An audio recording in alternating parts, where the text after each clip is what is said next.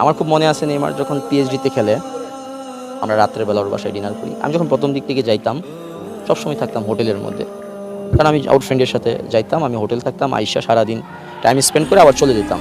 তখন অনেক রাত হয়ে গেছে, রাত হয়ে যাওয়ার পর প্রচণ্ড বৃষ্টি পড়তেছে, আমি উবার কল দিতেছি, উবার নাই।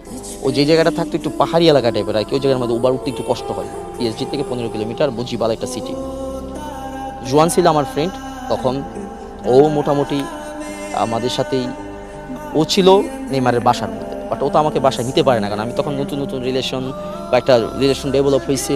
কেমনি আমি মনে করেন যে বলি, আমি অপেক্ষা করতেছি কোনো না কোনোভাবে আমি চলে যাবো আর কি, বাট ও জিনিসটা বুঝতে পারতেছি। আমার একটা নাম আছে, সবাই ডাকে আমাকে, কিন্তু রবিন নামে কেউ চিনে না ব্রাজিলে বা নেইমারের পরিবার। আমাকে সবাই আদর করে ডাকে মালিক। মালিক মালিক নামটা ইসলামডক মিলিয়নিয়ারের জামাল মালিক থেকে, তার ওই মুভিটা দেখতো, দেখার পর বলছে তোরে তো এই মালিকের মতো দেখা যায় আর কি। ওই জায়গা থেকে আমার নামকরণ করা হয়েছে মালিক।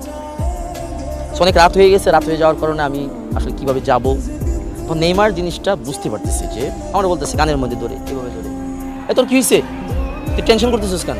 বলছি দেখ আমার তো একটা এখান থেকে 4 কিলোমিটার দূরে একটা হোটেল বুকিং আছে, হোটেলের মধ্যে রুম টুমের মধ্যে সব কিছু, আমি কাপড় টাপড় নিয়ে আসি, এক কাপড়ে আসছি, আমার উবারও পাইতেছি না। তখন আমার পাশে ওর সাথে কাজ করে, নাম হলো জনাতন, ওর প্রাইভেট সেক্রেটারি, সবাই জনাতনে ডাক দিচ্ছে। বলছে মালিককে আমার পাশের রুমে নিয়ে যা, আমার ডেস্ক থেকে যা যা কাপড় লাগে ওর কাপড় দে, ও যেই 3 দিন থাকবে ও আমার পাশের রুমেই থাকবে। আমি আসলে মানে এই মুভমেন্টটা আমার লাইফের মনে করেন যে রুমের মধ্যে দুইটা আমি মানে দরজা লাগায় কাঁদতেছি যে আসলে যারে আমি আইডল মানি বা যারা আমি এত পছন্দ করি, তেমন সময় সাথে কেউ আমাকে চিনে না, জানে না, হুটহাট করে সম্পর্ক, নতুন রিলেশনের মধ্যে আমাকে এত বিশ্বাস করছে।